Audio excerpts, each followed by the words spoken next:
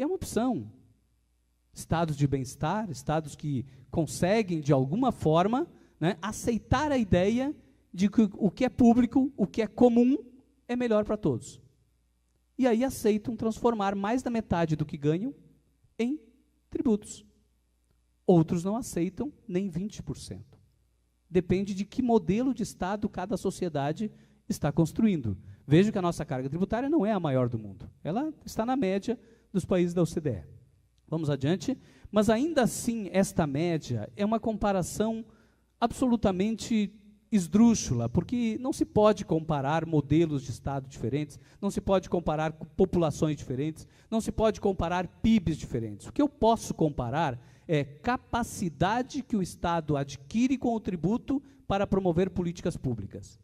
Que capacidade que cada um dos Estados adquire ao arrecadar tributos para promover políticas públicas. E aí poderia-se chegar a essa capacidade dividindo a arrecadação total pela população. Ou seja, quantos dólares eu tenho por ano para investir em cada cidadão?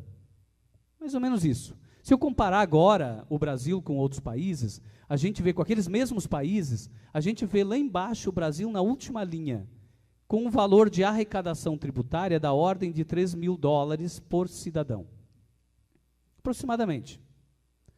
Se eu comparar este valor com outros países, inclusive com cargas tributárias menores que o Brasil, na segunda linha de baixo para cima é o Japão, a carga tributária no Japão é 27%, neste ano, isso aí era 2013, 27%.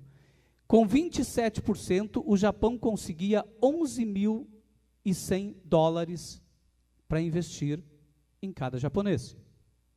Então vejam que são comparações difíceis de fazer. Eu não posso simplesmente achar que o Brasil é semelhante à Alemanha e que tem que ter o mesmo nível de serviços públicos, a mesma qualidade de serviços públicos que tem a Alemanha, já que tem uma carga tributária semelhante à da Alemanha, 36%, quando eu percebo que a Alemanha consegue 14 mil dólares, 13 mil dólares por cidadão para investir em políticas públicas, enquanto o Brasil consegue 3 mil dólares por cidadão.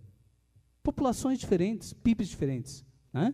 Então a gente tem que realmente, né, entender que quando a gente analisa os números e analisa comparativamente capacidade para políticas públicas, a gente vê que nós estamos situados entre o 65º, o 66º, o 67º país dentre os países do planeta.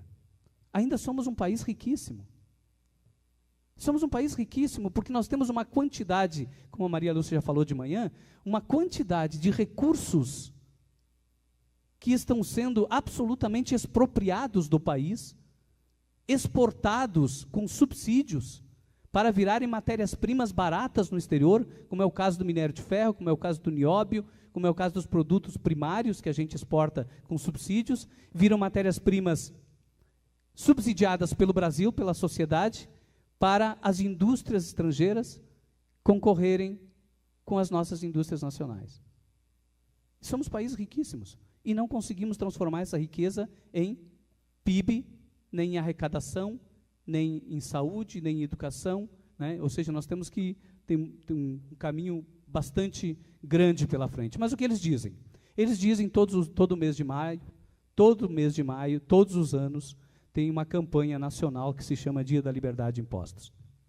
E nesta campanha eles simplesmente dizem que este dia do mês de maio, algum dia do mês de maio, marca simbolicamente a data em que os brasileiros passam a trabalhar para proveito próprio, já que antes disso todo o valor recebido era destinado a pagamento de tributos. Ou seja, tudo que se ganhou e se transformou em impostos se perdeu. Esta é a mensagem.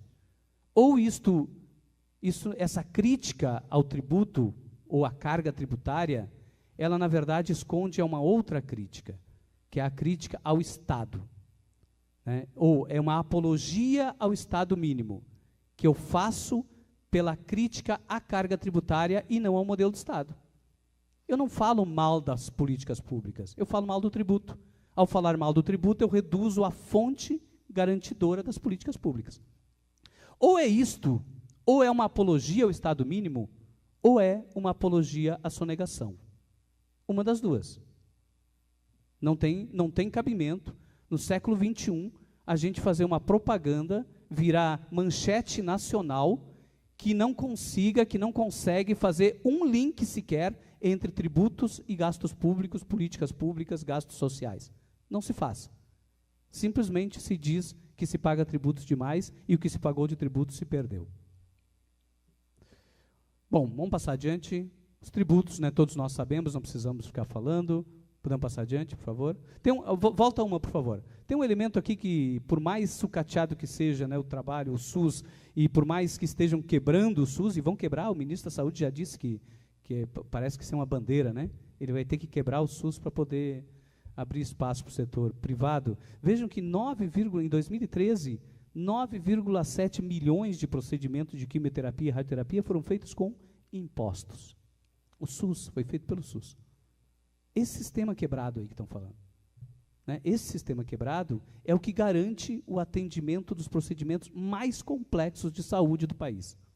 É o nosso SUS, com todo o sucateamento que ele tem.